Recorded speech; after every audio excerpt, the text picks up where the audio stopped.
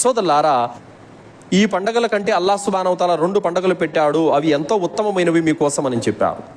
ఈదుల్ ఫిత్రు దానాల పండగ, ఈదుల్ అజ్హా త్యాగాల పండగ అంటే రంజాన్, బక్రీద్, ఈ 2 మాత్రమే ఇస్లాంకున్న పండగలు. ఈ 2 తప్ప ఇంకే పండగ ఇస్లాంలో లేదు. ముస్లింలు ఈ 2 పండగలే జరుపుకోవాలి. బక్రీద్, రంజాన్ ఈ 2 పండగలే జరుపుకోవాలి. ఈ 2 కాకుండా ఇంకా వేరే పండగలు చేసుకుంటే కనుక అతను షిర్కు మరియు బిదాతుకు పాల్పడినట్టే. మిలాదున్ నబీ లేదు. ఈ పండగలన్నీ కొంతమంది దౌర్భాగ్యుల మధ్యలో తీసుకొని వచ్చి పెట్టినవే. అల్లా పెట్టిన పండగలు అయితే 2 బక్రీద్, రంజాన్. ఈ 2 తప్ప ఇంకే పండగలు ఇస్లాంలో లేవు. ఖురాన్లో ఈ 2 పండగలు చేసుకోమనే ఆదేశం ఉంది. హదీసులలో ఈ 2 పండగలు చేసుకోమనే ఆదేశం ఉంది. ఖురాన్లో లేదు, హదీసుల్లో లేదు, ప్రవక్త చేయలేదు, సహాబీలు కూడా చేయలేదు.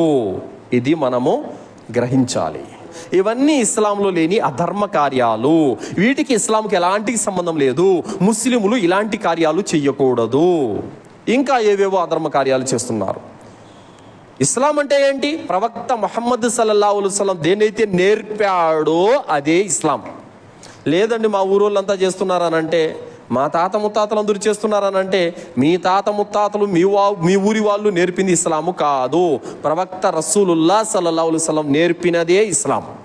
ప్రవక్త ముహమ్మద్ సల్లల్లాహు అలైహి వసల్లం నేర్పిన దాన్ని పట్టుకున్నవాడే ముస్లిం అవుతాడు తప్ప తాత ముత్తాతల అజ్ఞానాన్ని పట్టుకునేవాడు ముస్లిం కాలేడు.